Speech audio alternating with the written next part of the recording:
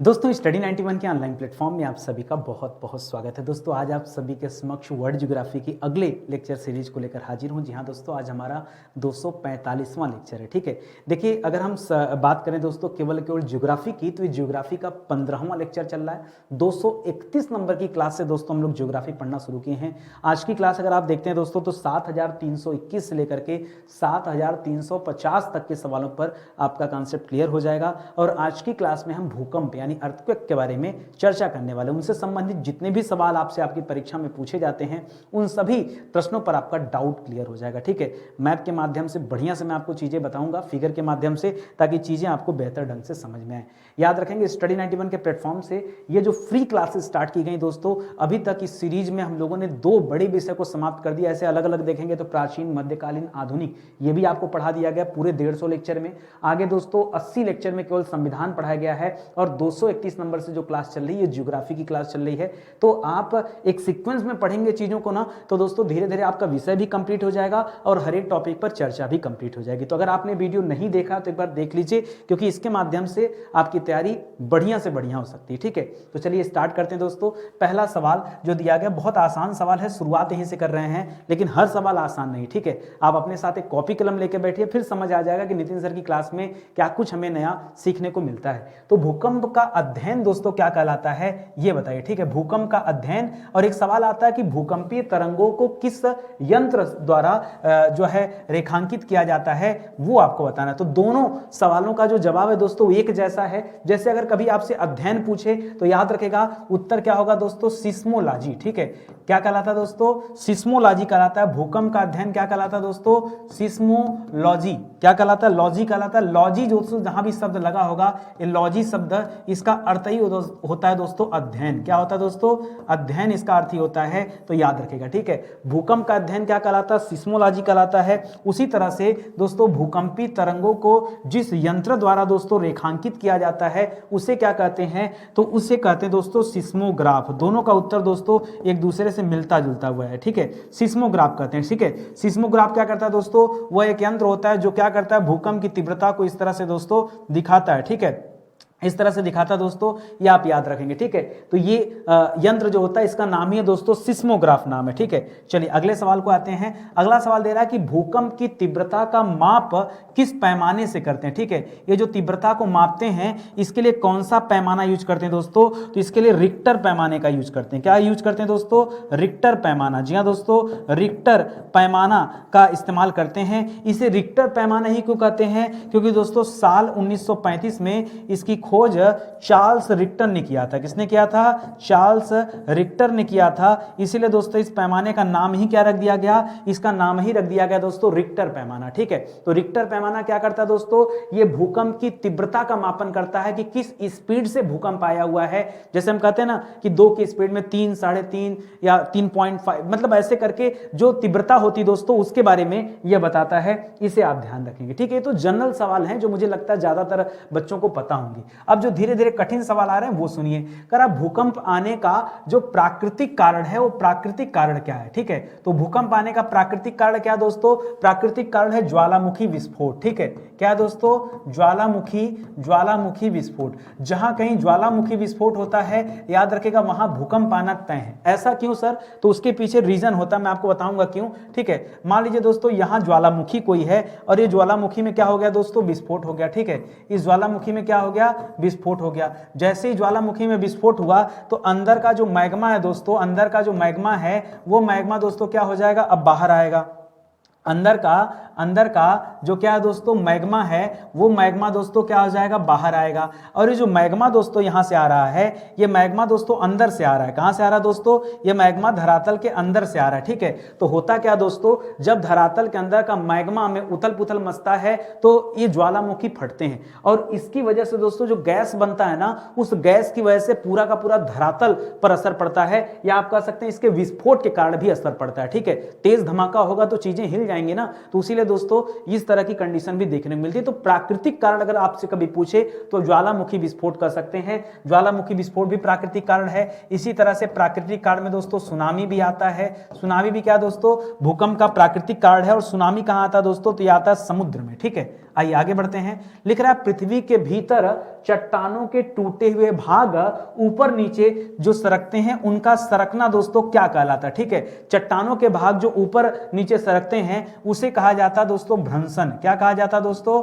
उसे कहा जाता है भ्रंशन। ठीक है, भ्रंशन क्या हो सकता है? हो सकता है आपके मन में डाउट हो, जैसे मैं मान लूं दोस्तों ये धरातल है। क्या मान लो दोस्तों? मान लीजिए क्या है दोस्तों, ये धरातल है। ठीक है, ये क्या है? मान लीजिए एक पल के लिए ये जो मैं बना रहा हूं दोस्तों ये फिगर मान लीजिए धरातल है, इसी धरातल पे हमारा आपका घर है, हम आप इसी पर निवास करते हैं। ठीक है, लेकिन किसी कारणवश दोस्तों मान लीजिए धरातल यहां से क्या हो गया? ब्रेक हो गया। यहां से दोस्तों धरातल क्या हो गया दोस्तों? टूट गया। क्या हो गया दोस्तों? मान लीजिए यहां से टूट गया। टूट कैसे जाएगा? क्योंकि आप सभी जानते हैं कि पूरी दुनिया में दोस्तों कई सारी बड़ी प्लेटें, कई सारी छोटी प्लेटें। ठीक है, जो हमारा महाद्वीप या महासागर जिस पर टिके हुए हैं दोस्तों वो क्या है दोस्तों? प्लेटें हैं। आपने इसके बारे में पढ़ा होगा, मैंने पिछली क्लास में दोस्तों प्लेट टेक्टोनिक थ्योरी के बारे में बताया था, वो जब आपने चैप्टर पढ़ा था महाद्वीपीय विस्थापन का सिद्धांत। ठीक है, उस समय चर्चा किया गया था दोस्तों। ये प्लेट जो होती है कहीं छोटी प्लेटें हैं, कहीं बड़ी प्लेटें हैं। तो दोस्तों जब दो प्लेटें क्या होती हैं, या तो एक दूसरे से दूर जा सकती हैं, या तो एक दूसरे के नजदीक आ सकती हैं, या एक दूसरे से क्या हो सकती है दोस्तों? समानांतर गति कर सकती हैं। ठीक है, कैसे हो सकता है दोस्तों? ऐसा कुछ कंडीशन हो सकता है, ये 3-4 कंडीशन हो सकता है। इन सभी कंडीशन में दोस्तों क्या होगा? अच्छा, जब दूर जाएंगी तब तो कोई बात नहीं, तब तो दोस्तों अंदर का मैग्मा बाहर आ सकता है, या फिर नजदीक आएंगे दोस्तों तब खतरा है। जब नजदीक आती दोस्तों तो दबाव पड़ेगा, दबाव पड़ेगा तो दोस्तों क्या होगा? भूकंप आना तय है। या जब रगड़ होगा दोस्तों तब भी भूकंप आना तय है। या टूटेंगी प्लेटें तो भी तो भूकंप आएगा। कोई चीज टूट के अलग होगा तो दोस्तों जब धरातल टूट के अलग होगा तो दोस्तों क्या होगा? अगल बगल की धरती हिलेगी ना, कि हिलेगी भी नहीं। ठीक है, तो याद रखेगा दोस्तों इसी को हम क्या कहते हैं? इसी को हम भ्रंशन कहते हैं। अभी मैं आपको दिखाता हूं। ठीक है, पूरा देखिए तैयारी है यहाँ पर, मैं बढ़िया से लेकर आया हूं। कैसे भ्रंशन ये मैं आपको समझाऊंगा। पहले आप अगले वाले सवाल को एक बार देख लीजिए, इसको भी लगे हाथ आप हल कर लीजिए, फिर आगे बढ़ते हैं। लिख रहा है दोस्तों संरचनात्मक या भ्रंश मूलक भूकंप दोस्तों किसे कहते हैं? भ्रंश मूलक भूकंप का मतलब क्या है? जो भ्रंशन के कारण भूकंप आए उसे भ्रंश मूलक कहते हैं। ठीक है, या फिर इसे दोस्तों विवर्तनिक भी नाम देते हैं। क्या नाम देते हैं? विवर्तनिक। ठीक है, विवर्तनिक भूकंप। देखिए जो आपको मैंने प्लेटें बताया ना, प्लेट टेक्टोनिक थ्योरी को भी हिंदी में क्या कहते हैं दोस्तों? विवर्तनिकी का सिद्धांत कहते हैं। तो विवर्तनिकी मतलब जो प्लेटों के गमन के कारण जो भूकंप आता है उसे कहते हैं। ठीक है, और ऐसा क्यों होता है? ये प्लेटें गमन ही क्यों करती है? अच्छा, आपके मन में भी सवाल हो सकता है कि सर ये प्लेटें दूर कैसे जाएंगी ना, ऐसा सवाल आ सकता है ना। सुनिए, ये जो प्लेटें हैं दोस्तों, मान लीजिए यहाँ पे जो आपने प्लेट बनाया, ये प्लेट के नीचे दोस्तों मैग्मा होता है। क्या होता है दोस्तों? ये प्लेट के नीचे मैग्मा होता है। ठीक है, कहीं कहीं तो मैग्मा होगा ना, और ये मैग्मा क्या करता है दोस्तों? ये मैग्मा चलता है। ठीक है, मान लीजिए मैग्मा गति कर रहा है तो उसके सारे दोस्तों प्लेटें भी गति करती हैं। समझ में आ रहा है ना? तो याद रखेगा ये प्लेटें भी गति करती हैं, और इस कारण दोस्तों जब भूकंप आता है, ठीक है, तब वही क्या कहलाता है दोस्तों? उसी को हम कहते हैं भ्रंश मूलक भूकंप, या संरचनात्मक भूकंप, या फिर विवर्तनिकी भूकंप के नाम से जानते हैं। ठीक है, ये आप ध्यान में रखिए। ठीक है, अब आइए मैं आपको यहां दिखाता हूं अच्छे से कि भ्रंशन के कितने प्रकार होते हैं। भ्रंशन को याद रखेगा फॉल्ट बोलते हैं। क्या बोलते हैं दोस्तों? फॉल्ट बोलते हैं। बहुत इंपॉर्टेंट शब्द है दोस्तों फॉल्ट। ठीक है, इसको अलग से नोट करिए, फिर मैं बताता हूं। देखिए अगर फॉल्ट ना हो, ठीक है, फॉल्ट मतलब क्या हो जाता है? भ्रंश। ठीक है, अगर दोस्तों भ्रंश ना हो तो याद रखेगा भूकंप आएगा ही नहीं। हम कह रहे हैं कोई चीज टूटी ही नहीं तो भूकंप कैसे आएगा? मान लीजिए प्लेटें न टूटे तो क्या भूकंप आ सकता है? कभी नहीं आएगा। ठीक है, अभी के केस में क्या हो रहा है दोस्तों? अभी के केस में देखिए प्लेटें क्या हो रही, खिसक रही हैं। कुछ केस में दोस्तों टूट करके प्लेटें एक दूसरे के नजदीक आती हैं। मान लीजिए जैसे ये दो प्लेटें हैं, अब दो प्लेटें नजदीक आएंगी, आते आते हो सकता है टकरा जाए। जो हल्की प्लेटें होंगी वो नीचे की तरफ चली जाएंगी, जो भारी प्लेट होगी जो हल्की होगी ऊपर की तरफ भागेगी, जो भारी होगा वो नीचे चला जाएगा। कौन सी प्लेट नीचे जाएगी? तो जो भारी प्लेट होगी। इसका मतलब दोस्तों ये भारी प्लेट रही होगी इसलिए दोस्तों नीचे की तरफ चली गई, और ये दोस्तों हल्की प्लेट होगी इसलिए दोस्तों ये ऊपर की तरफ आ गई। तभी ना कोई चीज ऊपर नीचे होगा। भाई भारी वाला कैसे ऊपर चला जाएगा बताओ? जो हल्का होगा वो ना ऊपर जाएगा। तो याद रखेगा ऐसा केस बना। या दोस्तों एक केस ऐसा बन सकता है कि कुछ प्लेटें इधर जाए इधर जाए, तो दोस्तों जब दो चीजें रगड़ करेंगी, ऐसे रगड़ करेंगी, तो दोस्तों यहां ऊर्जा पैदा होता है। क्या होता है दोस्तों? इसके बीच में यहां क्या होता है दोस्तों? यहां ऊर्जा पैदा होता है। ठीक है, अब वही ऊर्जा जब विमुक्त होती दोस्तों, वही ऊर्जा जब विमुक्त होती है तब क्या आता है दोस्तों? भूकंप आता है। इनका अलग अलग नाम भी है। ठीक है, जैसे दोस्तों इसको सामान्य भ्रंश कहते हैं। ये किस प्रकार के भ्रंश का उदाहरण है? यह जो है यह सामान्य भ्रंश का उदाहरण। आपसे पूछता है कि सामान्य भ्रंश में क्या होता है, तो याद रखेंगे प्लेट एक दूसरे के विपरीत जाती हैं। प्लेट एक दूसरे के एक दूसरे से क्या जाती दोस्तों, एक दूसरे के विपरीत दोस्तों गमन करती हैं, इसी को क्या कहते हैं, इसको सामान्य भ्रंश कहते हैं। जबकि दोस्तों जो दूसरा प्रकार, इसमें प्लेटें एक दूसरे के पास आ रही होती हैं, इसको क्या कहते हैं, इसको उत्क्रम भी कहते हैं, उत्क्रम भ्रंश कहते हैं, क्या कहते हैं, या फिर इसे विपरीत भ्रंश कहते हैं। क्या कहते हैं, इसमें विपरीत भ्रंश कहते हैं, क्योंकि इस केस में क्या होता है दोस्तों, क्या होता है, प्लेटें जो हैं दोस्तों, प्लेटें पास आती हैं। क्या होती हैं दोस्तों, प्लेटें जो हैं ये पास आती हैं। ठीक है, ये देखिए प्लेटें पास आ रही है ना, इस तरह से दोस्तों ये होता है। अच्छा, जब ऐसा होता है ना तो प्लेटों का विनाश भी होता है। कैसे, ये जो भारी प्लेटें चली गई नीचे, अब नीचे चली गई तो नीचे तो पृथ्वी गर्म है, वहां मैग्मा है, धीरे धीरे दोस्तों इस प्लेटों का क्या हो जाता है, विनाश हो जाता है। यहाँ क्या होता है दोस्तों, यहाँ प्लेटों का विनाश होना शुरू हो जाता है, यानी प्लेटें समाप्त होने लगती हैं। ठीक है, और ये जो कंडीशन है दोस्तों, यहाँ इसको बोलते हैं दोस्तों, इसको देखिए ये प्लेटें रगड़ करके करती है। ठीक है, इसको स्ट्राइक फॉल्ट बोलते हैं। इंग्लिश में इसे क्या कहते हैं दोस्तों, हिंदी में भी दोस्तों इसी नाम से जाना जाता है, स्ट्राइक फॉल्ट। एक और नाम है लेकिन परीक्षा में मिलेगा नहीं, इसको बोलते हैं नतिलंब। क्या बोलते हैं दोस्तों, यहां लिख लीजिए नतिलंब भ्रंश। ठीक है, ज्यादातर जगह पे जो आपको शब्द मिलेगा ना, वो शब्द क्या मिलेगा, स्ट्राइक फॉल्ट मिलेगा, तो इसे क्या कहते हैं, स्ट्राइक फॉल्ट बोलते हैं। उसी तरह से इसे क्या बोलते हैं दोस्तों, ये सामान्य है ना, तो ये नॉर्मल फॉल्ट हो गया। क्या होगा दोस्तों, यह नॉर्मल फॉल्ट कहा जाता है। फॉल्ट का मतलब क्या दोस्तों, प्लेटों का टूटना।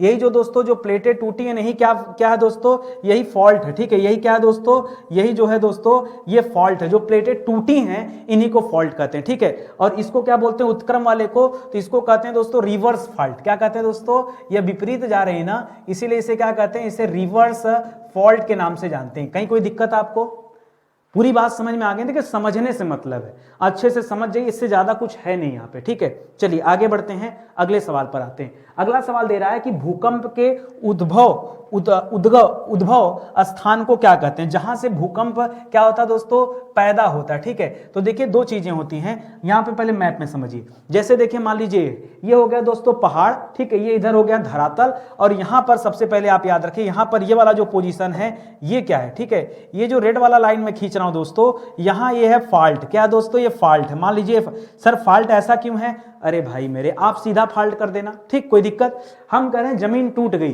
कैसे भी टूट सकती है, जमीन ऐसे टूट सकती है, जमीन ऐसे टूट सकती है, ऐसे टूट सकती है, भाई कैसे भी टूट सकती है ना। ये फॉल्ट कुछ अलग नहीं है दोस्तों, ये फॉल्ट क्या दोस्तों, यही फॉल्ट देखिए यहां से ऐसे गुजरेगा, ये ऐसे। ठीक है, तो ये दोस्तों क्या हो जाएगा, याद रखेंगे, इसी को हम कहते हैं फॉल्ट स्क्रैप। ठीक है, फॉल्ट मतलब क्या हो जाता है दोस्तों, फॉल्ट कुछ अलग से नहीं है। ठीक है, ये जो फॉल्ट है दोस्तों, ये क्या है, फॉल्ट का मतलब है टूटना। फॉल्ट का मतलब क्या है, टूटना। तो यहां पर देखिए दो प्लेटें ये क्या हो गई दोस्तों, टूट गई। अब टूटने के बाद क्या होता है, मान लीजिए इस स्थान पे दोस्तों क्या हुआ, इस स्थान पे भूकंप पैदा हुआ। ठीक है, ये वो स्थान है दोस्तों जहां भूकंप क्या हो रहा है दोस्तों, जहां भूकंप पैदा हो रहा है, पहली बार भूकंप आया। तो जो पैदा होता है दोस्तों, उसी पॉइंट को क्या कहते हैं, उसको कहते हैं फोकस। क्या कहते हैं दोस्तों, उस पॉइंट को कहते हैं फोकस। ठीक है, ये भूकंप पैदा हुआ, पैदा होएगा भूकंप, तो दोस्तों यहां से तरंगे बाहर की तरफ जाएंगी, तो कुछ तरंगे इधर जा रही हैं, कुछ तरंगे इधर जा रही हैं, कुछ तरंगे इधर जा रही हैं, कुछ यहां आ रही हैं, कुछ मतलब ऐसे हर दिशा में तरंगे गमन करेंगी। दोस्तों कहां पर तरंगे सबसे जल्दी पहुंचेंगे, धरातल का वह स्थान जहां तरंगे जल्दी पहुंचेंगी, वह स्थान कौन सा होगा दोस्तों, तो ऐसे हम खींचेंगे लाइन, तो ऐसे देखिए ऐसे ऊपर जाएंगे, ये सबसे नियरेस्ट पॉइंट है। क्या दोस्तों, यह सबसे नियरेस्ट पॉइंट है धरातल का। ठीक है, वैसे भूकंपी तरंगे तो देखिए यहां भी जाएंगे ना, यहां भी जाएंगे, लेकिन भाई यहां पहुंचने में कम समय लगेगा, यहां पहुंचने में अधिक समय लगेगा। तो वह स्थान जहां भूकंप पे सबसे जल्दी पहुंच जाती हैं, उसी को कहते हैं एपी सेंटर। क्या कहते हैं, एपी सेंटर। और यहीं पर दोस्तों सबसे पहले भूकंप महसूस होता है। क्या होता है दोस्तों, भूकंप क्या होता है दोस्तों, कहां पर महसूस होता है, तो भूकंप जहां पैदा होता है उससे सबसे नजदीक का जो धरातल का हिस्सा होता है, भूकंप जाकर वहीं महसूस होता है। ठीक है, तो आइए अब एक एक बातें कर लेते हैं। जैसे अभी जो आपसे सवाल पूछ रहा है कि भूकंप का उद्भव का स्थान को क्या कहते हैं, इसे भूकंप का उद्गम कहते हैं। क्या कहते हैं दोस्तों, भूकंप का उद्गम केंद्र। क्या कहते हैं, उद्गम केंद्र। क्यों, क्योंकि दोस्तों यहीं से भूकंप की जो तरंगे हैं, जो तरंगे हैं दोस्तों, वो तरंगे दोस्तों यहीं पैदा हो रही हैं, ठीक है। अब हम आगे पढ़ेंगे दोस्तों, तरंगे कितने प्रकार की होती है, तो 3 प्रकार की। पहला होता है प्राइमरी वेव्स, दूसरा होता है सेकेंडरी वेव्स, तीसरा होता है दोस्तों यल वेव्स, ठीक है। ये 3 प्रकार की वेव्स होती हैं, वो हम आगे बात करेंगे। क्या क्या बात करेंगे दोस्तों, हम बात करेंगे दोस्तों प्राथमिक तरंगों की, हम बात करेंगे दोस्तों द्वितीयक तरंगों की, और हम बात करेंगे धरातलीय तरंगों की, ठीक है, जिसे लव वेव्स कहते हैं, ठीक है। ये 3 तरह की तरंगे होती है, बाद में देखेंगे, पहले भूकंप को पैदा करते हैं। तो तरंग दोस्तों जहां पे महसूस हो, मतलब जहां से जनरेट होती है, महसूस नहीं जनरेट होती है, उसे उद्गम केंद्र कहते हैं, ठीक है। चलिए आगे बढ़ते हैं। अगला सवाल दे रहा है कि भूकंप के केंद्र के ठीक ऊपर पृथ्वी की सतह पर स्थित बिंदु को क्या कहते हैं, जहां पर सबसे पहले महसूस किया जाता है, ठीक है। वह स्थान जहां पर भूकंप सबसे पहले पहुंचे उस स्थान को क्या कहते हैं दोस्तों, उसी को तो अच्छा, इसको हिंदी अंग्रेजी दोनों जरा याद कर लीजिए। ये भूकंप का जो उद्गम केंद्र होता है, इसे कहते हैं फोकस पॉइंट। क्या कहते हैं दोस्तों, इसे कहते हैं फोकस पॉइंट, ठीक है। कभी कभी क्या करता है, हिंदी में ना दे करके इंग्लिश में दे देता है। उसी तरह से यह स्थान को क्या कहते हैं, इसे कहते हैं एपी सेंटर। क्या कहते हैं दोस्तों, इसे एपी सेंटर कहते हैं, या एपी सेंटर के अलावा इसे कहते हैं अधिकेंद्र। क्या कहते हैं, उद्गम केंद्र अलग हो गया और अधिकेंद्र जो है दोस्तों ये अलग हो गया। अधिकेंद्र का मतलब क्या, वह स्थान जहां भूकंप महसूस किया गया हो, या वो तरंगे सबसे पहले पहुंची हो, उन्हें हम कहते हैं। कोई दिक्कत नहीं ना। चलिए आगे बढ़िए, अगला सवाल देखिए। अगला सवाल दे रहा दोस्तों, भूकंप में कंपन से पैदा होने वाली 3 प्रकार की जो भूकंपी तरंगे हैं वो कौन कौन सी है। तो पहला है दोस्तों इसमें पी वेव्स। क्या है दोस्तों, पी वेव्स, ठीक है। पी वेव्स का मतलब क्या होता है दोस्तों, प्राथमिक तरंगे। क्या हो जाता है दोस्तों, प्राथमिक तरंगे, ये पहली हैं। दूसरे नंबर पे दोस्तों आता है यस वेव्स। क्या आता है दोस्तों, यस वेव्स। इसे कहते हैं दोस्तों सेकेंडरी, या फिर इसे हम हिंदी में कहते हैं द्वितीयक तरंगे। क्या कहते हैं दोस्तों, द्वितीयक तरंगे, ठीक है। तीसरा होता है दोस्तों यल वेव्स। क्या होता है दोस्तों, यल वेव्स, ठीक है। एल वेव्स का मतलब क्या हो जाता है दोस्तों, इसे कहते हैं धरातलीय तरंगे, ठीक है। धरातलीय तरंगे, इसकी खोज दोस्तों याद रखेगा लब ने किया था। लब नाम के एक वैज्ञानिक थे दोस्तों, उन्होंने इसे ढूंढा था, इसलिए दोस्तों इस तरंग को हम क्या कहते हैं, लव वेव्स भी कहते हैं, ठीक है। वैसे हम धरातलीय तरंगों के नाम से जानते हैं। तो ये चीजें आपको समझ में आ गया होगा, ठीक है। चलिए आगे बढ़ते हैं दोस्तों, अगले पॉइंट पर आते हैं। अगला सवाल दे रहा है कि किस प्रकार की भूकंप तरंगों में ध्वनि तरंगों की भांति अणुओं का कंपन होता है। किसकी भांति दोस्तों, ध्वनि तरंगों की भांति। समस्या ये है सर कि ध्वनि तरंग का मतलब ही हम नहीं समझे। मैं आपको एक जनरल सी सवाल देता हूं। मान लीजिए दोस्तों आपके पास एक टार्च है। क्या दोस्तों, एक टार्च है, ठीक है। एक टार्च है इस तरह से, ठीक है। ये आपके पास दोस्तों एक क्या है, टार्च है। इस टार्च को जैसे ही आपने ऑन किया तो क्या हुआ दोस्तों, यहां से प्रकाश निकला, ठीक है। यहां से प्रकाश निकला, ये प्रकाश सीधा गमन करता है। मान लीजिए दोस्तों इसी के रास्ते में दोस्तों कोई दीवार आ गई हो। क्या आ गई दोस्तों, कोई दीवार आ गई हो, तो क्या दोस्तों ये जो प्रकाश है, क्या दोस्तों इस दीवार को क्रॉस कर पाएगी, नहीं सर। ये जो प्रकाश है ये जाकर के यहीं रुक जाएगी ना। ये प्रकाश दोस्तों यहीं जाकर रुक जाएगा, इसके आगे नहीं जा पाएगा। लेकिन दोस्तों मान लीजिए यहां पर एक साउंड बॉक्स रखा हो। क्या रखा हो दोस्तों, एक साउंड बॉक्स रखा हो। यहां से दोस्तों ध्वनि निकल रही हो। क्या निकल रही हो, ध्वनि। यहां से तो प्रकाश था, यहां से ध्वनि, तो दोस्तों ध्वनि निकल रही हो, और इसके इस पार दोस्तों कोई व्यक्ति खड़ा हो। इस पार दोस्तों मान लीजिए कोई व्यक्ति खड़ा हो, तो इस व्यक्ति तक प्रकाश क्या पहुंचेगा, क्या प्रकाश पहुंचेगा, क्या नहीं सर, प्रकाश नहीं पहुंचेगा। ध्वनि पहुंचेगी क्या, हाँ सर ध्वनि पहुंच जाएगी, ठीक है। अगर दूरी ज्यादा नहीं तो ध्वनि पहुंच सकती है। तो ध्यान दीजिएगा, जो प्रकाश होता है दोस्तों ना, उस प्रकाश को क्या बोलते हैं, प्र से प्रकाश, और प्र से याद रखेगा अनुप्रस्थ। प्रकाश की जो तरंगे होती हैं वो अनुप्रस्थ तरंगे होती हैं। क्या होती है दोस्तों, अनुप्रस्थ तरंगे होती हैं। और ध्वनि की जो तरंगे होती हैं वो अनुदैर्ध्य तरंगे होती हैं। क्या होती हैं, अनुदैर्ध्य तरंगे। अनुदैर्ध्य तरंगे दोस्तों पहुंच जाती हैं, लेकिन प्रकाश की तरंगे नहीं पहुंचेंगी।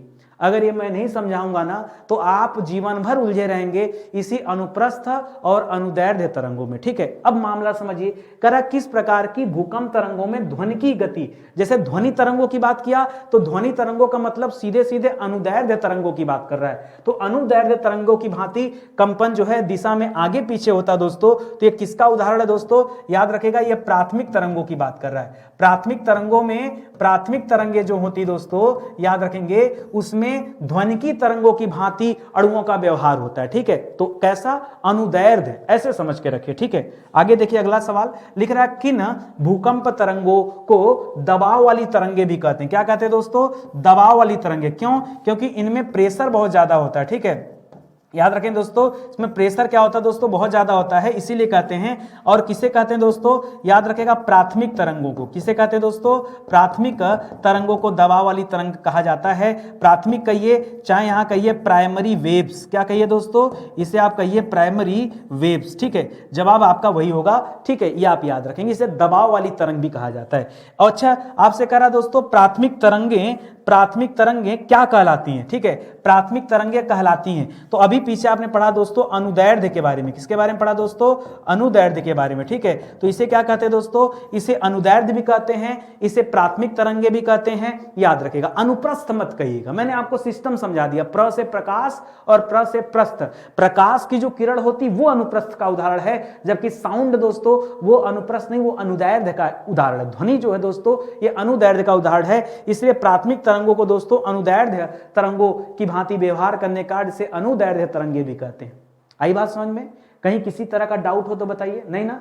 अच्छे से केवल ध्यान दीजिए। देखिए मेरी क्लास में ना आपको जीएस जितने शिद्दत के साथ, जितने मेहनत के साथ पढ़ाया जा रहा है, आप अच्छे से पढ़ो। जहां हंसी मजाक वाली बात आती है, मैं जी भर के हंसी मजाक करता हूं। ठीक है, लेकिन दोस्तों अभी समय नहीं, ये आप ध्यान दो ना, लाखों लोग आपको पीछे करने के लिए पड़े हैं। अगर आप हंसी मजाक करेंगे तो कुछ हो नहीं पाएगा। ठीक है, इसलिए पूरा कंसंट्रेट होकर दोस्तों चीजें पढ़िए, समझिए। जितने ढंग से मैं समझा रहा हूं ना, आपको कोई समझाएगा नहीं, बाद में परेशान हो जाएंगे और सीख भी नहीं पाएंगे। ठीक है, आगे बढ़िए। लिख रहा, प्राथमिक तरंगे किन माध्यमों से होकर गुजर सकती हैं? ठीक है, ये जो प्राथमिक, अब देखिए हम यहाँ प्राथमिक का सब नाम लिख दे रहे हैं। चाहे कभी परीक्षा में पी वेव्स लिख दे, चाहे परीक्षा में दोस्तों क्या लिख दे? प्राइमरी वेव्स लिख दे, प्राइमरी वेव्स लिख दे, चाहे परीक्षा में क्या लिख दे? प्राथमिक तरंगे लिख दे, प्राथमिक तरंगे लिख दे। कुछ अलग नहीं है, सब एक ही है। चाहे परीक्षा में क्या लिख दे? अनुदैर्ध्य तरंगे लिख दे, अनुदैर्ध्य तरंगे लिख दे। बोलिए, इतने तरह से बोल सकता है एग्जाम में, इतने तरीके से दोस्तों ये सवाल पूछ सकता है। ठीक है, ये सभी तरंगे जो है दोस्तों किस माध्यम से गुजरती हैं? तीनों माध्यम से, ठोस, द्रव, गैस, ये तीनों माध्यम से गुजर सकती हैं। ये आप याद रखेंगे। ये ठोस से भी गुजर सकती हैं, ये द्रव माध्यम से भी गुजर सकती हैं, ये गैस वाले माध्यम से। मतलब तीनों, एकमात्र ऐसी तरंग है जो तीनों जगह से गुजरती है। ठीक है, याद रखेंगे, एकमात्र का। इसके अलावा यस वेव्स नहीं गुजरती, बाकी यल वेव्स भी जाती है, लेकिन उसकी स्पीड कम होती है, इसकी स्पीड ज्यादा होती है। ठीक है, तो ये आप याद रखेंगे। अगला सवाल देखिए, करा प्राथमिक तरंगों की गति सर्वाधिक होती, सबसे तेज गति कहां पर होती दोस्तों? तो इसकी गति दोस्तों सघन ठोस में दोस्तों, जो एकदम ज्यादा ठोस होगा उसमें दोस्तों इसकी गति सबसे ज्यादा होगी। ठीक है, सघन एवं ठोस चट्टान, ऐसे लिख लीजिए, सघन एवं ठोस चट्टान में दोस्तों इसकी गति क्या होती है? सबसे ज्यादा होती है। एक सवाल और आपके मन में आ रहा होगा कि सर अगर गति होती तो कितनी होती है? तो प्राथमिक तरंगों की जो औसत गति होती दोस्तों, ठीक है, वो होती दोस्तों 8 किलोमीटर प्रति सेकंड। कितना होता दोस्तों? 8 किलोमीटर प्रति सेकंड की गति होती। एक सेकंड में ये तरंगे 8 किलोमीटर दूर चली जाएंगी। समझ रहे हैं ना कितना स्पीड है? आप सोच के देखिए, एक सेकंड में ये प्राइमरी वेव्स दोस्तों ये कहां चली जाएंगी? 8 किलोमीटर दूर चली जाएंगी। आपके गांव में दोस्तों भूकंप आया हो तो आप सोचेंगे हम किसी को फोन करके बता दें तो कम से कम 1.5-2 मिनट लगेगा। ठीक है, 1.5-2 मिनट का मतलब 120 सेकंड लगेगा। 120 सेकंड का मतलब क्या हो गया दोस्तों? मान लीजिए, ठीक है, मान लीजिए आप 60 सेकंड की बात करते हैं, बहुत कम समय में आप 60 सेकंड की बात करेंगे तो 8 से गुणा करेंगे तो 8 छक 48 हो जाएगा, जीरो लगा दीजिए। ठीक है, तब तक दोस्तों ये जो भूकंपी तरंगे हैं ये 480 किलोमीटर दूर चली जाएंगे। क्या किसी को फोन लगा के बताएंगे? बताइए। अगर आप सोच रहे हैं कि हमारे घर भूकंप आया, हम किसी को सूचित कर दें, भाई 60 सेकंड में ये प्राइमरी वेव्स कहां चली जाएंगी? 480 किलोमीटर चली जाएंगी। कितना? 480 किलोमीटर चली जाएंगी, यानी 500 किलोमीटर की दूरी तय कर दी। अब आप ये देखिए कि कौन आपसे कितना दूर है। भाई जिसको बताओगे सो रहा है, बैठ रहा है, उठ के भागेगा, तब तक यहां आ गया भूकंप। ठीक है, तो ये स्पीड होती दोस्तों, ये आप जान के रखें। ठीक है, याद रखें दोस्तों, स्टडी 91 के प्लेटफॉर्म से कई सारी विषयों पर हम लोग काम कर रहे हैं, किताबें बना रहे हैं। दोस्तों किताबें क्यों बना रहे हैं? देखिए, एक अच्छी किताब जब तक आपके पास नहीं होगी तब तक तैयारी करने में मजा नहीं आएगा। मार्केट में किताबें तो बहुत हैं, लेकिन आपको चाहिए सामान्य भाषा में लिखी गई किताब। ठीक है, ऐसा नहीं कि भूकंप चैप्टर कोई पढ़ाता नहीं होगा, बहुत लोग पढ़ाए होंगे। बचपन में भी दोस्तों आप 6, 7, 8, 9, 10 पढ़कर आए दोस्तों, तो वहां भी ये चैप्टर आपको मिला होगा। लेकिन प्रॉब्लम इस बात की है कि कौन सिखाए।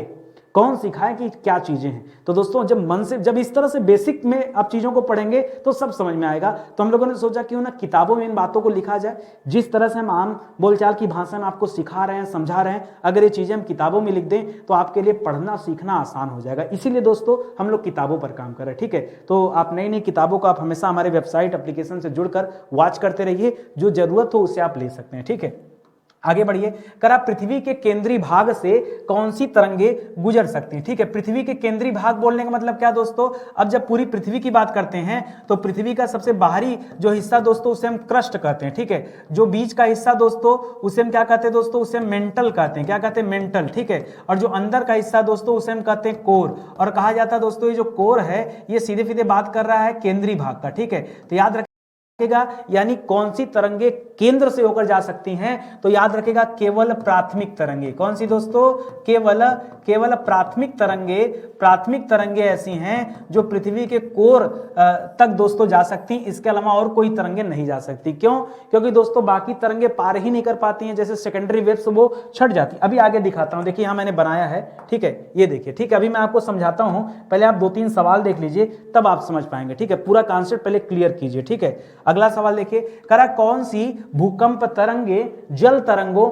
या प्रकाश तरंगों को समकोण पर काटती हैं, ठीक है, पार नहीं करती हैं, उनको काट देती हैं। क्यों दोस्तों, मान लीजिए यहां पर जल है ना, अब दोस्तों मान लीजिए यहां पर जल है और ऐसे दोस्तों ये जा रही है, ठीक है, ये यस वेव्स दोस्तों जा रही है। अब जैसे यस वेव्स इससे मिलेगी भाग जाएगी, ठीक है, याद रखेंगे क्या कर देगी दोस्तों, भाग जाएगी, किसी भी दिशा में दोस्तों भाग जाएगी, लेकिन दोस्तों इसको काटने का काम दोस्तों ये है, ठीक है। तो इस तरह से दोस्तों याद रखेगा, ये हम द्वितीयक तरंगों की बात कर रहे हैं, ठीक है। किसकी बात कर रहे हैं दोस्तों, ये हम द्वितीयक तरंगों की बात कर रहे हैं। द्वितीयक तरंगे जो सेकेंडरी वेव्स होती हैं दोस्तों, वो प्रकाश तरंगों और जल तरंगों दोनों को दोस्तों किस पे काटती हैं, समकोण पर काटती हैं। ये तथ्य भी आप याद रखेंगे, ठीक है। अगला सवाल देखिए, कह द्वितीयक तरंगे क्या कहलाती हैं, ठीक है। द्वितीयक तरंगों को क्या कहलाते हैं, प्राथमिक तरंगों को हम क्या कहते थे दोस्तों, जो प्राथमिक तरंगे होती हैं,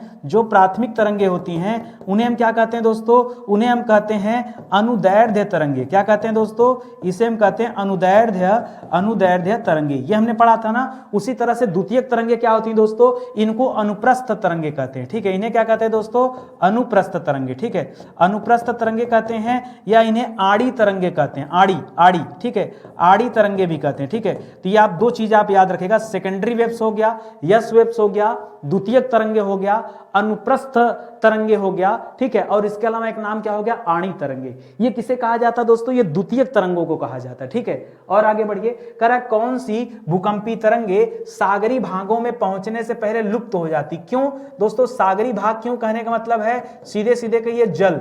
कौन सी तरंगे दोस्तों जल में गमन नहीं कर सकती, जल से नहीं गुजर सकती हैं, तो दोस्तों द्वितीयक तरंगे, ठीक है। ये क्या हो जाती है दोस्तों, ये लुप्त हो जाती हैं। द्वितीयक तरंगे क्या हो जाती है दोस्तों, द्वितीयक तरंगे ये जल से होकर नहीं गुजर सकती हैं, ये लुप्त हो जाती है। मैंने आपको बताया था दोस्तों, सिर्फ प्राथमिक तरंगे ही ऐसी तरंगे हैं, सिर्फ प्राथमिक तरंगे ऐसी हैं जो क्या कर सकती हैं, जो ठोस से भी गुजर सकती हैं और जल यानी द्रव से भी दोस्तों गुजर सकती हैं, और गैस यानी जो गैसीय अवस्था वहां से भी गुजर सकती हैं। जबकि द्वितीयक तरंगे जल से नहीं गुजर पाती हैं, इसीलिए दोस्तों मूव करके चली जाती हैं, ठीक है।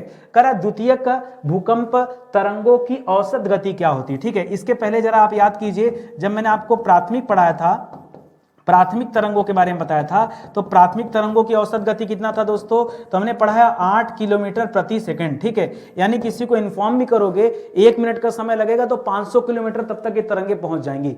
द्वितीयक तरंगे इनकी की स्पीड इसकी आधी होती है, मतलब 8 किलोमीटर का आधा क्या हो जाएगा, 4 किलोमीटर, ठीक है। थोड़ा सा ज्यादा कर दीजिएगा, 4.5 किलोमीटर प्रति सेकंड, ठीक है। तो द्वितीयक तरंगे भी बहुत ज्यादा स्लो नहीं दोस्तों, बस ये है कि ये क्या करती दोस्तों, जलीय भागों में नहीं गमन करती, बाकी ठोस में जाएंगे, वो भी कितना स्पीड होगा, औसत गति होती दोस्तों 4.5 किलोमीटर प्रति सेकंड की गति, ठीक है। आगे देखिए, करा कौन सी तरंगे केवल धरातल के पास ही चलती हैं, इसीलिए तो उन्हें धरातली तरंगे कहते हैं। क्या कहते हैं, इसे एल वेव्स कहते हैं, क्या कहते हैं दोस्तों, इसे एल वेव्स कहते हैं, या फिर इसे हम क्या कहते हैं, धरातलीय तरंगे। क्या कहते हैं, धरातलीय तरंगे। ये वे तरंगे हैं दोस्तों जो सिर्फ धरातल के निकट ही चलती हैं, ये गहराई तक जाती नहीं है। अगर अच्छा, ये जो धरातल के निकट चलती हैं ये चलेगी तीनों जगह, ये ठोस में भी चलती है, ये द्रव में भी चलती है, ये गैस में भी चलती है, चलती तीनों जगह है, लेकिन पृथ्वी के कोर तक नहीं पहुंच पाती। क्यों? ये धरातल के निकट चलती है तो कोर तक जाने का सवाल ही नहीं बनता। ठीक है, तो धरातल के ऊपर ऊपर ही दोस्तों ये गमन करती है। आगे बढ़िए, अब देखिए यहां मैं बता दूं, अब आपने पढ़ा दोस्तों भूकंप की जो 3 तरंग, एक पी तरंग है, एक एस तरंग है, एक यल तरंग है। ठीक है, मान लीजिए यहां एपी सेंटर है, एपी सेंटर है दोस्तों, एपी सेंटर मतलब वह स्थान जहां पर भूकंप यहां पर स्टार्ट हुआ है, ठीक है, और आगे बढ़ा है। ठीक है, फोकस पॉइंट नहीं, यहां एपी सेंटर है, मतलब जहां महसूस किया गया। अब यहां से तरंगे आगे जा रही हैं, तो अगर पी वेव्स होगा, ध्यान दीजिएगा दोस्तों, अगर पी वेव्स होगा तो पी वेव्स की खासियत क्या दोस्तों, ये ठोस में भी चल सकती हैं, ये दोस्तों द्रव में भी चल सकती हैं, और ये दोस्तों गैस में भी चल सकती हैं। ठीक है, इसीलिए दोस्तों ये तरंगे क्या करती हैं, ऐसे देखिए आ रही है ना, तो देखिए कुछ तरंगे दोस्तों इधर गई, कुछ तरंगे यहां गई, कुछ तरंगे यहां गई, कुछ तरंगे यहां गई, कुछ यहां से छुक यहां गई, और जो तरंगे दोस्तों द्रव, ये बीच वाला हिस्सा दोस्तों कहा जाता है द्रव हिस्सा है। क्या दोस्तों, द्रव। तो दोस्तों जब यहां आई तो थोड़ा सा यहां विचलित हो जाती है, और जब बाहर निकलती तब स्पीड बना लेती, फिर दोस्तों थोड़ा सा विचलित हो जाती, फिर बाहर निकलती। तो ये दोस्तों, ये जो आप देख रहे हैं ये क्या है, विचलन है। यानी क्या होता है दोस्तों, द्रव में जाने पर इनका गति प्रभावित होती। क्या होती है दोस्तों, गति जो है ये प्रभावित होती है। ठीक है, चलती तो है लेकिन अपनी स्पीड में नहीं, थोड़ा सा प्रभावित हो जाती है। जैसे आप ही दौड़ रहे हैं धरातल पर और अचानक से जल आ जाए, उसमें कूद के दौड़ना हो, उसी स्पीड से दौड़ेंगे, थोड़ा सा प्रभावित होगा ना, दौड़ने को दौड़ लेंगे लेकिन थोड़ा सा प्रभावित होगा। ठीक है, तो इसी तरह से दोस्तों ये प्रभावित हो जाती है, तो यही आपको यहां पर दिखाया जा रहा है। ठीक है, उसी तरह से जो यस वेव्स हैं दोस्तों, यस वेव्स तो द्रव में क्या कर सकती, गमन ही नहीं कर सकती हैं, इसलिए देखिए ये जा रही यहां पर, यहां पे जा रही, यहां जा रही, यहां जा रही, और यहीं से दोस्तों ये रुक जा रही। ठीक है, इसके आगे दोस्तों ये नहीं बढ़ पा रहे। ठीक है, इसके आगे नहीं बढ़ पा रहे, ये पूरा हिस्सा दोस्तों सेफ एरिया है जहां पर यस वेव्स नहीं जा पा रही। ना मेंटल में तो है लेकिन कोर वाले हिस्से में दोस्तों ये जा नहीं पा रही है, ये कारण है दोस्तों, तो इसको भी आप याद रखें। ठीक है, और धरातली वेव्स दोस्तों वो तो हमेशा धरातल के निकट ही रहते हैं, तो उसमें कोई दिक्कत ही नहीं है। कह रहा किन भूकंप तरंगों की गति सबसे कम होती, सबसे कम स्पीड में कौन चलता दोस्तों, तो जो आपने यल वेव्स पढ़ा था, जो आपने यल वेव्स पढ़ा था, ठीक है, एल वेव्स पढ़ा था, जिसे हम क्या कहते हैं दोस्तों, जिसे हम धरातलीय तरंग कहते हैं, धरातलीय तरंग। ठीक है, ये दोस्तों इसकी गति क्या होती है, सबसे कम होती है। कितना होता है दोस्तों, तो ये होता है दोस्तों 1 किलोमीटर प्रति सेकंड से लेकर 3 किलोमीटर प्रति सेकंड के बीच में रहता है। कह रहा कौन सी भूकंपी तरंगे पृथ्वी का चक्कर लगाकर अधिकेंद्र पर पहुंचती हैं, इसीलिए धरातल पर आने से पी और यस तरंगों से उन्हें अधिक समय लगता, मतलब लेट पहुंचती है। ठीक है, तो लेट कौन पहुंचती दोस्तों, यहां क्या है दोस्तों, याद रखेंगे ये तरंगे क्या है दोस्तों, ये लेट पहुंचती है। ठीक है, और क्यों लेट पहुंचती दोस्तों, क्योंकि चक्कर काट के आती। ठीक है, तो हम बात करें दोस्तों धरातलीय तरंग की, किसकी बात कर रहे हैं, धरातलीय तरंग की, जिसे हम यल वेव्स के नाम से भी जानते हैं। ठीक है, तो ये आप तथ्य याद रखेंगे। ठीक है, चलिए आगे बढ़ते हैं, अगला सवाल देखिए। अगला सवाल दे रहा है कि धरातलीय तरंगों की औसत गति कितनी होती है। तो फिर से एक बार याद करिए दोस्तों, हमने आपको प्राथमिक के कितना गति बताया था, तो प्राथमिक में गति होता दोस्तों 8 किलोमीटर प्रति सेकंड। उसी तरह से दोस्तों द्वितीयक में जो गति होता है वो कितना होता है, ध्यान दीजिएगा। अगर हम यहाँ द्वितीयक तरंगों की बात करें तो द्वितीयक में जो गति होता है दोस्तों 4.5 किलोमीटर प्रति सेकंड होता है। अभी हमसे तृतीयक, मतलब तृतीयक का इसे धरातलीय तरंग कहते हैं या फिर यल वेव्स कहते हैं, इसकी गति के बारे में पूछ रहा है। तो हमने पहले ही बताया दोस्तों लगभग 1 या 1.5 किलोमीटर से लेके 3 किलोमीटर प्रति सेकंड। ठीक है, तो याद रखेगा स्पीड बहुत कम हो गया दोस्तों, ये धरातलीय वेव्स होती है। ठीक है, इसे भी आप याद रखेंगे। ठीक है, चलिए आगे बढ़ते हैं, अगले सवाल पर आइए। कह रहा धरातलीय वेव्स की खोज दोस्तों किसने किया था। देखिए जो इसका नाम दोस्तों इसे यल वेव्स रखा गया ना, उस यल वेव्स के पीछे कारण है। ठीक है, एल वेव्स के पीछे दोस्तों यल क्यों कहा जाता है, इसे लव वेव्स कहते हैं। क्या कहते हैं दोस्तों, एल मतलब क्या हो जाता है, इसे लव वेव्स कहते हैं। और इसकी खोज किया था दोस्तों HD लव ने। किसने किया था दोस्तों, HD लव। ठीक है, HD लव ने दोस्तों इसका खोज किया था, इसी कारण दोस्तों इसे लव वेव्स के नाम से भी जानते हैं। ठीक है, अगला सवाल देखिए। अगला सवाल दे रहा है दोस्तों कि धरातली तरंगे किस माध्यम से होकर गुजरती हैं, किस माध्यम से, तो याद रखेगा धरातली तरंगे भी क्या होती है दोस्तों, याद रखेगा ये ठोस माध्यम से भी गुजर सकती हैं, ये द्रव माध्यम से भी गुजर सकती हैं, और ये गैसीय माध्यम से भी गुजर सकती हैं। तो जहां से प्राइमरी वाली गुजरती है वहां से ये भी गुजर सकती हैं, लेकिन ये पृथ्वी के आंतरिक भागों में नहीं जा सकती, ठीक है, ध्यान दीजिएगा।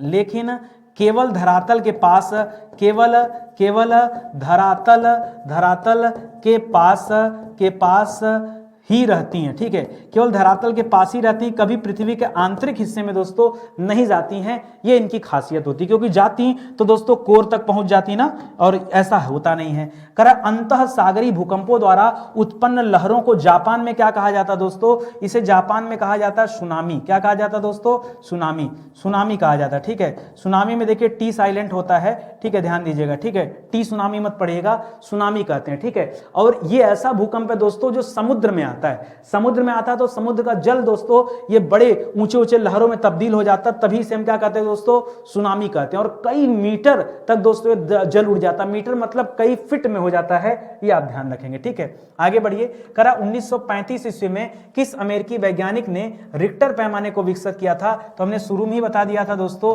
किसने विकसित किया था, चार्ल्स रिक्टर ने किया था। किसने किया था, चार्ल्स रिक्टर ने किया था। और जो रिक्टर पैमाना है ये भूकंप की तीव्रता मापता है, क्या मापता दोस्तों, भूकंप की तीव्रता का मापन करता है, ठीक है। कौन दोस्तों, ये रिक्टर पैमाना करता है। 1935 ईस्वी में इस रिक्टर पैमाने की खोज चार्ल्स रिक्टर ने किया था। लिख रहा है एक विशाल भूकंप आने के बाद पृथ्वी पर काफी समय तक स्थिर, पृथ्वी जो है काफी समय तक स्थिर न होने पर हल्के झटके लेती रहती। देखिए आप बहुत तेजी से दौड़ कर आइए तो थोड़ा सा धक धक धक धक, या आपने देखा होगा कभी आप लंबे समय तक दोस्तों ट्रेन से सफर कीजिए तो जब आप उतरते होंगे तो हमेशा दोस्तों क्या होता है, ऐसे बॉडी मूवमेंट करता है, और इसे क्या कहते हैं दोस्तों, इसे कहते हैं आफ्टर शॉक। क्या कहते हैं दोस्तों, इसे नाम दिया जाता है आफ्टर शॉक। क्या नाम दिया जाता है दोस्तों, आफ्टर शॉक कहा जाता है, ठीक है, आफ्टर शॉक कहा जाता है दोस्तों, ठीक है। जो भूकंप आने के बाद, कोई बहुत बड़ा भूकंप आए उसके बाद भी दोस्तों महसूस होता है कि धरती धीरे धीरे हिल रही है, क्योंकि उसे स्टेबल होने में थोड़ा टाइम लगता है, तो इसे आफ्टर शॉक कहते हैं। सुनामी जनक जो भूकंप होता है दोस्तों, इसमें तीव्रता कितनी होती है सुनामी, तो मैंने आपसे कहा सुनामी जो होता है दोस्तों जापान में इसका नाम क्या रखा गया था, इसे सुनामी कहा जाता है, वहीं का शब्द है, ठीक है। और याद रखेगा जब समुद्र के अंदर दोस्तों भूकंप आता है तब इसे हम कहते हैं। यहां पर दोस्तों 7 से लेकर 7.5 से प्लस, ठीक है, याद रखेंगे। इसके ऊपर जो भूकंप आते हैं दोस्तों वो रहते हैं, ठीक है। जनरली क्या होता है दोस्तों, रिक्टर पैमाने पे 7 या 7.5 या उसके ऊपर के जो भूकंप होते हैं उन्हें सुनामी जनक भूकंप कहा जाता है, ठीक है। और तब जो है धरती और ज्यादा प्रभावित होती है। इस तरह से दोस्तों आज का ये सेशन होता है समाप्त, ठीक है।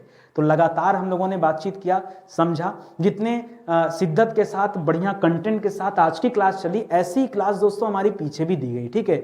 जो भी लेक्चर आपको दिया गया, आज तो आप 245वां लेक्चर कवर कर रहे हैं। तो जिन बच्चों ने पीछे विषय वाली क्लासेस नहीं देखा है, आप जाके शुरू से देखिए, अगर आप वाकई चाहते हैं अच्छी तैयारी, ठीक है। आप चाहे जिस भी कोचिंग से पढ़े हों, लेकिन ये चीजें नुकसान तो करेंगे नहीं। और सबसे बड़ी बात है, नितिन सर की क्लास में एक फायदा आपको मिलता है, हम ज्यादा टाइम पास नहीं करते, इधर उधर की कोई बातें नहीं ना, सिर्फ काम की बातें ना। तो आपका समय बहुत महत्वपूर्ण है, कम समय में कितना बेहतर सीख सकते हैं वो मेरी जिम्मेदारी है। इसलिए दोस्तों मैं इधर उधर की बात नहीं करता हूं। जब मेरे को इच्छा होती कि मैं कुछ बात करूं इधर उधर की, इसीलिए दोस्तों रात को 10 बजे एक यूनिक शो मैंने स्टार्ट किया है, जहां पर हम यही इसी तरह के ऊट पटांग चीजों पर बात करते हैं, ठीक है। तो कभी आप आइए रात को 10 बजे, हमारा जो अनटोल्ड स्टोरी का शो है वो देखिए, मजा आ जाएगा, ठीक है। वहां पर दोस्तों एकदम ही अलग लेवल की बातचीत होती है। आप वीडियोज एक बार देखिएगा, खुश हो जाएंगे, दिल खुश हो जाएगा, ठीक है। और ऐसे विषय जो पढ़ा दिए गए आपको, उनके नोट्स भी जारी हैं, और साथ ही साथ दोस्तों अलग अलग विषयों के लिए इंडिविजुअल कोर्स भी ला दिया गया, तो आप इन्हें भी ज्वाइन कर सकते हैं, ठीक है। मिलते हैं दोस्तों अगले लेक्चर में, तब तक के लिए बहुत बहुत धन्यवाद आप सभी का। जय हिंद, जय Bharat, thank you so much.